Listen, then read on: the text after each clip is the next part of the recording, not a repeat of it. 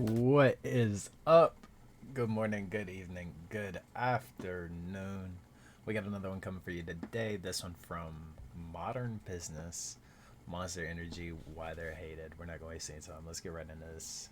Hope you're all having a wonderful day, though. Here we go. I have a question for you. What's in Monster Energy? If you don't know, that's okay, because I'm not going to sit here and lie to you. I've been consuming Monsters and energy drinks in general since I was a kid. And besides caffeine, I have no idea what I'm putting in my body. I mean, sure, I can read the ingredients profile on the back, but not only is it way above my reading level, I'm not actually comprehending anything I'm reading. Like, for example, niacinamide. Do you know what that is? I don't. It could be rusting my insides right now, but I'd never know, considering I'm too lazy to research it. And at the same time, I know I'm not alone on this. Since the early 2000s, energy drinks have received a bad reputation, ranging from concerns about their caffeine content to people claiming ill health effects post-consumption. At this point, it's common knowledge that Monster and the energy drink industry at large have people skeptical about their products. But I just want to know one thing. Should people be skeptical about Monster? Is there something in energy drinks that's so bad for you? Or is drinking Monster no different than having a few cups of coffee? Today, we're going to pull back the curtain to see how Monster was invented, why they're hated by some, and whether or not that hate is warranted. So, I feel like right there, I feel like coffee is a lot more natural than a Monster. I feel like a Monster is not natural at all. And so, I feel like you can't really compare the two. I feel like that's just not right. Our story begins with a juice company. One you may have heard of, actually, Hansens Natural, which is insane since I've seen that company my whole life, but would have never thought they invented Monster. But sure enough, Monster grew from the deep roots of a juice company. Maybe I do. Maybe I just don't recognize it. The history of Hansens Natural traces back to 1935. When Hubert Hansen, with the help of his three sons, started a fresh juice business in California called Hansens Fruit and Vegetable Juices. They set up shop in Los Angeles and peddled their delicious, unpasteurized fruit juices to Hollywood film studios. Their line of juices included orange, carrot, apple, strawberry, and banana, as well as different blends. But selling juice to film studios was just the beginning for Hansens. Throughout the 1930s, Hubert and his three sons worked tirelessly. They quickly built up a distribution network, improved their product, and in time became one of the premier juice suppliers in Southern California. But they didn't stop there. In 1946, they opened a new manufacturing plant in Los Angeles to help meet the growing demand for their product.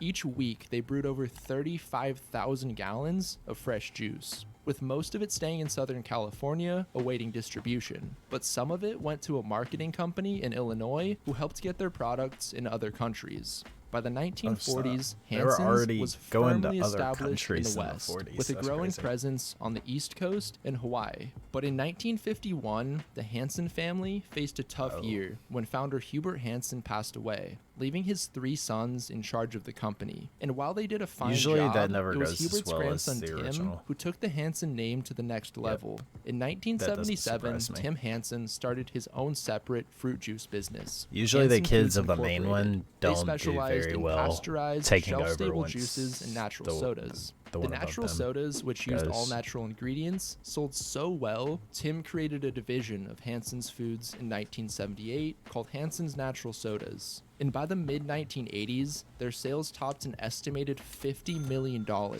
But even though their sales were in the multi-millions, it still wasn't enough to repay financing for a new factory. So in 1988, they filed for Chapter 11 bankruptcy, which I know sounds like a horrible turn of events considering how well they were doing, but it's this course of action that put them on the path to creating their billion-dollar products. On July 27, 1992, Hansens was acquired by an investment group. Part of that investment group was a man named Rodney Sachs, who became their new CEO. And even though they were losing money at the time, he felt the brand's longevity and name recognition would be worth banking on. Post-acquisition, they seemed to evidence a turnaround. CEO Rodney Sachs took them public that same year, listing them on the NASDAQ, and revenue rose to over $21 million. But it wasn't until 1997 that they found their footing and saw a jump in sales. This was due to their new line called Functionals. Packaged in skinny 8-ounce cans, Hansens' new line of energy drinks retailed for about $2, offering an immediate boost whenever you need it the most. By the following year in 1998, their Functionals line accounted for 1/4 of Hansens' sales, which climbed to an all-time high at over $54 million. That's insane. So I'm sure you can see where this is going. Hansens creates a line of energy drinks. They become their best-selling product. The next step is logical. Invent Monster and dive headfirst into the burgeoning energy drink industry. But it wasn't quite that simple. Since the one thing I didn't realize about Monster was Hansens created it purely out of necessity. Not because they wanted to, but so they wouldn't be left in the dust of Red Bull and Rockstar. In 1997, Red Bull made their US debut, grabbing a sizable chunk of the market. So Hansens responded by creating their own line of natural energy drinks, capturing an initial 50% share of the US market. So for a little while, they were neck and neck. But by the 2000s, the energy drink industry exploded. Red Bull now held 75% of the US market, along with 50 plus other brands trying to hop on the bandwagon. But at this point, Hansens' market share was just over 8%. The battle grew even more intense after Rockstar launched their 16-ounce cans in 2001 and sold them for the same price as Red Bull, really throwing a monkey wrench into the industry. Hansens knew they had to do something, and fast. After sitting down with various marketing and branding experts, they came to a sad but helpful conclusion. They realized the Hansen brand itself was inconsistent with and just plain wrong for the energy drink market, and knew they could no longer continue on as Hansens, at least in the energy drink industry. So in 2002, they officially launched Monster, and slowly but surely began their rise to the top. That's pretty cool. A phone plan by Google. What year did he say? Was it 2002? Monsters came out that early? Began their rise to the top.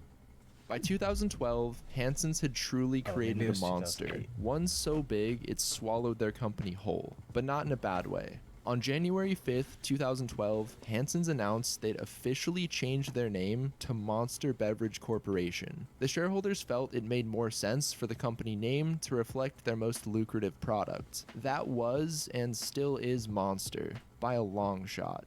They began trading under the new ticker MNST and issued an additional 120 million shares of stock, doubling the number of available shares. And it's been a steady increase ever since. But the biggest reason Monster was able to grow so fast was due to how well they identified their target customer.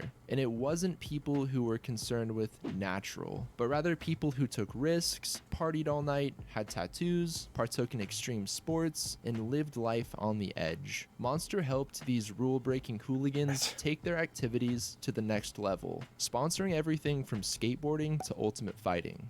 But even though sponsoring extreme sports is a huge source of revenue for Monster, I believe that association is part of what helps people view it as a dangerous drink. Not to mention this lady's presentation, where she explains how the Monster logo is actually 666. And over the years, they've released products like the BFC, or the Big Effing Can, which is still the biggest energy drink I've ever seen. And I'm sure that's made people mad, as some people get furious at the notion of glorifying caffeine consumption. But at the same time, I get it. Monster is supposed to be a little edgy and complement an edgy lifestyle. I just think that a combination of 3 factors kinda psych people out. Number 1 being, it's new. Energy drinks haven't been around for that long. Even Red Bull has only been around since the 80s, and people just tend to be wary of new things. Number 2, concerned about the ingredients. Just the way Monster markets themselves, they try to make it sound like they use the most extreme ingredients that the average person couldn't handle. Number 3, the concept of change. What I mean is, people tend to get concerned or at least very skeptical when you ingest something that changes your energy level or mood, with the implication being, this must be bad for me. But are they that bad for you? Well, all we can really do is compare it to coffee, since that always seems to be the argument for those against energy drinks. Just have a coffee instead. But let's see how they really stack up. We'll start with the caffeine. The FDA says 400 milligrams of caffeine per day should be your max, so we'll keep that in mind as we're comparing. So a standard 16-ounce Monster has 160 milligrams of caffeine, which sounds like a lot, and a cup of coffee has 95 milligrams of caffeine. So just in terms of caffeine, coffee wins, right? Yes, but here's where the interesting part comes in. A cup is only 8 ounces, which is a tiny amount. And whenever I see people consuming coffee, I swear it's always over 8 ounces. Okay, so when it comes to caffeine, a single Monster does have more than coffee. But that's also assuming you're only drinking 8 ounces of coffee. Next category is sugar, and a regular 16-ounce Monster has a lot of sugar, 54 grams to be exact, but black coffee has exactly 0 grams of sugar. So again, coffee wins. But the problem again comes up of most people don't drink black coffee. They drink coffee with lots of creamer, syrups, toppings. Those frappuccinos from Starbucks have an identical amount of sugar and are often higher in calories. So coffee by itself for sure has a lot less sugar than a Monster. It's just most people drink their coffee with added sugar. But one big difference Monster has that coffee doesn't is the sodium. And this is where they differ the most, because a full Monster has 370 milligrams of sodium, while coffee has just 5 milligrams. The last category to compare coffee and Monster on is vitamins. But what's funny is, when researching the vitamins in coffee and Monster, I found a ton of overlap. It seems the biggest thing Monster has that coffee doesn't in terms of vitamins is a lot of B12 and preservatives. Oh, and you know that one ingredient, niacinamide, that I said might be rusting my insides? Turns out it's a form of B3 vitamins, so I don't think that's gonna happen, but I could be wrong. And I have just one question for you. Do you drink energy drinks? Let me know down in the comments below and check out this next video. I hope you guys Thank you for watching. Enjoyed that. That was good. That is all for that though.